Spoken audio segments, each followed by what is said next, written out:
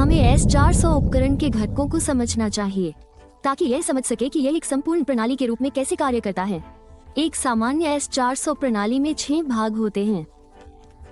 मिसाइलों के साथ लॉन्च वाहन, कमांड और कंट्रोल पोस्ट स्थित वाहन, एक लंबी दूरी की निगरानी रडार जिसे बिग बर्ड अधिग्रहण और प्रबंधन रडार के रूप में जाना जाता है, एक ग्रेवस्टोन एंगेजमेंट और फायर कंट्रोल रडार, एक सभी ऊंचाई अधिग्रहण रडार और अंतिम लेकिन कम से कम नहीं, मोबाइल मास सिस्टम। आइए इनमें से प्रत्येक भाग पर अधिक विस्तार से विचार करें। मिसाइल S-400 ट्रायम्फ के सबसे महत्वपूर्ण तत्वों में से एक है। ये लॉन्च वाहन है जो मिसाइलों को ले जाता है। ये बास ट्रैक्टर ट्रक है, लॉन्च वाहन जो इन मिसाइलों को ले जाता है। एक अन्य विकल्प मैस सीरीज है। ट्रांसपोर्टर इरेक्टर लॉन्चर वाहन SP लॉन्चर के लिए प्लेटफॉर्म है। TL ट्रक के अंदर विभिन्न प्रकार की मिसाइलों को रखने वाली 4 लॉन्च ट्यूब तक फिट हो सकती हैं। ये अलग अलग रेंज और कैलिबर की 4 मिसाइल हैं। ये 40 किलोमीटर की छोटी दूरी की मिसाइल हैं। यह 120 किलोमीटर की मध्यम दूरी की मिसाइल हैं। आगे बढ़ते हुए ये 250 किलोमीटर की लंबी दूरी की मिसाइल हैं। अंतिम लेकिन कम से कम नहीं, हमारे पास 400 किलोमीटर की बहुत लंबी दूरी की मिसाइल हैं। बुनियादी समझ के लिए S-400 मिसाइल प्रणाली की 3 प्रकार की रडार प्रणाली है। Number 1 big bird, NATO reporting नाम टॉमस्टोन 91। 6 ही बिग बर्ड अधिग्रहण और युद्ध प्रबंधन। S-400 का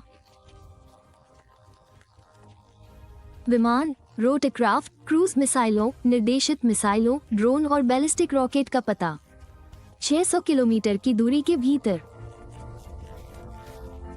यह एक साथ 300 लक्ष्यों को ट्रैक कर सकता है, जो इसे सबसे उन्नत मोबाइल रडार में से एक बनाता है। नंबर 2 ये S-400 का फायर कंट्रोल और टारगेट।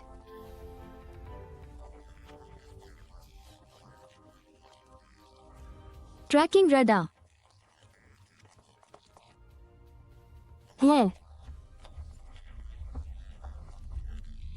इस रडार का उपयोग कम उड़ान वाले लक्ष्यों का पता लगाने के लिए किया जाता है, जो रडार से छिपने के लिए टैलन मास्किंग का उपयोग कर रहे हैं। लेकिन कुछ लोग कहते हैं कि 40वीं 6 रडार नहीं है। टावर पर लगाया जा सकता है। क्रेन द्वारा। ये यूरो ट्रक है।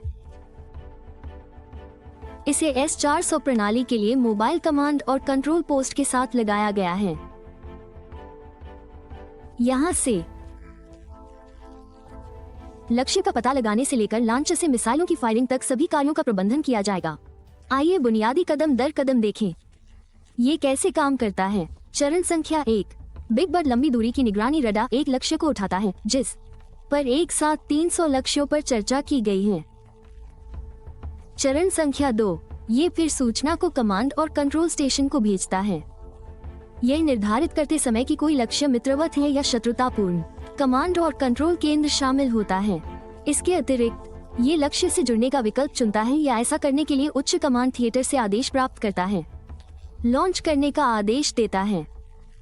संलग्न करने की अनुमति मिलने के बाद उपयुक्त मिसाइल। चरण संख्या 3 लक्ष्य की सीमा और प्रकार के आधार पर मिसाइलों के प्रकार लॉन्च किए जाते हैं।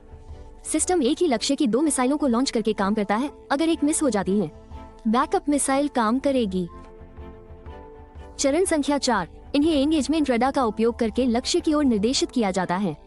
एंगेजमेंट रडार और निगरानी रडार लगातार के प्रक्षेप पथ को निर्धारित करने के लिए एक दूसरे के साथ काम करते हैं। लक्ष्य के वास्तविक समय के स्थान के आधार पर मिसाइलों। चरण संख्या 5 यदि कम उड़ान वाले लक्ष्य हैं तो मोबाइल मास्ट सिस्टम अंतिम रक्षा उपकरण है, जो क्रूज मिसाइल और अन्य UAV को ट्रैक कर सकता है। कमांड पोस्ट मिड रेंज मिसाइलों के लॉन्च का आदेश देता है और लक्ष्य को नष्ट कर देता है। एक समय में सिस्टम 300 लक्ष्यों को ट्रैक कर सकता है और एक साथ लगभग 60 से 80 लक्ष्यों को संलग्न कर सकता है। यह एक साथ 160 मिसाइलों को निर्देशित कर सकता है। ये ध्यान में रखते हुए कि उनकी युद्ध रेजिमेंट रणनीति के रूप में एक ही लक्ष्य को हिट करने के लिए 2 मिसाइलों की आवश्यकता होती है। फिर से ये ईमानदारी नहीं होगी अगर हम इसकी सीमाओं और कमियों पर चर्चा नहीं कर सकते। इसलिए यहाँ बुनियादी विश्लेषण है। हालांकि खराब तरीके से तैयार किए गए हमले की स्थिति में S-400 घातक हो सकता है, लेकिन इसकी अधिकतम सीमा अन्य हथियारों से प्रभावित हो सकती है, जिन्हें इसके ऑपरेटर सिस्टम में शामिल करने के लिए चुनते हैं। S-400 की एक सीमा पृथ्वी की वक्रता है, जो रडार प्रक्षेपण को क्षितिज तक सीमित करती है। इसलिए ये संभव है कि क्रूज मिसाइलों या यहाँ तक कि विमान जैसी बहुत कम उड़ान वाली चीजें तब तक नहीं खोजी जाएंगी जब तक कि वे सिस्टम के इतने करीब न हो कि उस पर हमला कर सके। ये सीमा कम ऊंचाई पर 40 किलोमीटर जितनी कम हो सकती है।